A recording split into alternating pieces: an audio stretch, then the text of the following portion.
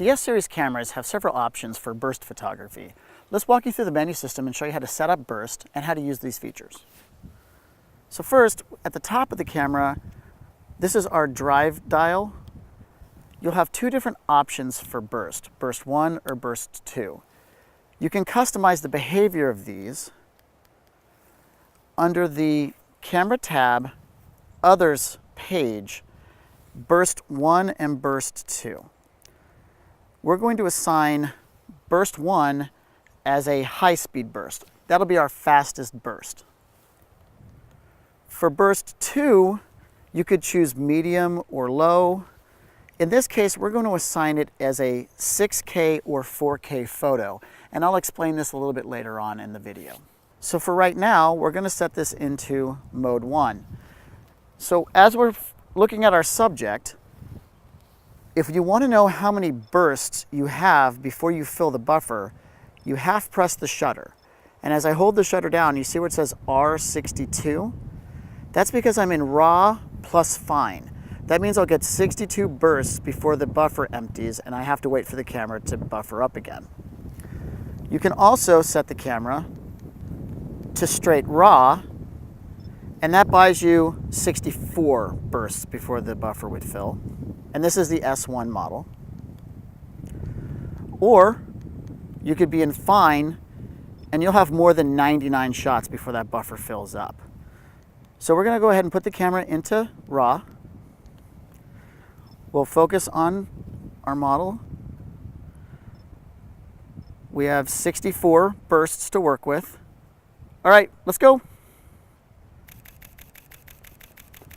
And you can see we had no problems. We didn't fill the buffer.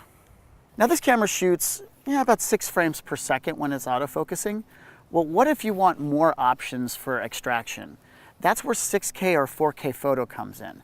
This is going to give you either 60 frames or 30 frames of video per second, and then you can extract stills from that. So we'd first put this into mode 2 because remember we assigned 6K photo to burst 2.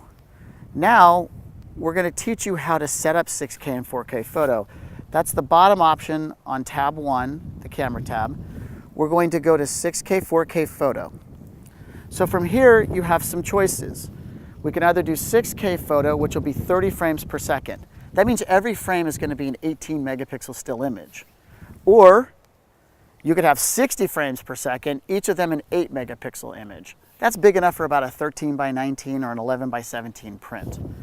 So we're going to do the 6K, we're going to do the 4K at 60p, so we get lots of frames. So now that we have this set, we're going to line up our shot.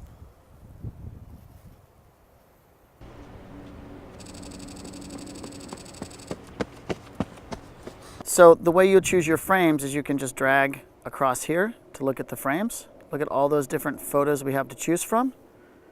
You press set, save, and that's now extracting that as a photo. Now there are some really cool options with the 6K and 4K photo function as well, different ways that you can use the system. So going into the camera's menu, we're in the 6K, 4K photo mode, which again is the top tab, bottom page, Others Photo 2. You'll see recording method.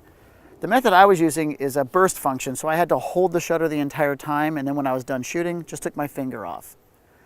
You can also have it behave like a camcorder. So what I can do is I can press the shutter now and it starts recording. Go ahead and jump. And then I can stop recording. And then I can select my frames from there if I'd like. My favorite function though is something we call pre-burst. So with our pre-burst function, what this is, it's a buffer. So I'm going to zoom in tight and then I'll hit the shutter after she's jumped. And what you'll see is it will have actually captured the images of her jumping before I had hit the shutter. Now I hit the shutter after she has already jumped. And as you can see, I still got a shot of her in the air, even though I hit the shutter after she had jumped. And that's all the burst options you have on the S series of cameras.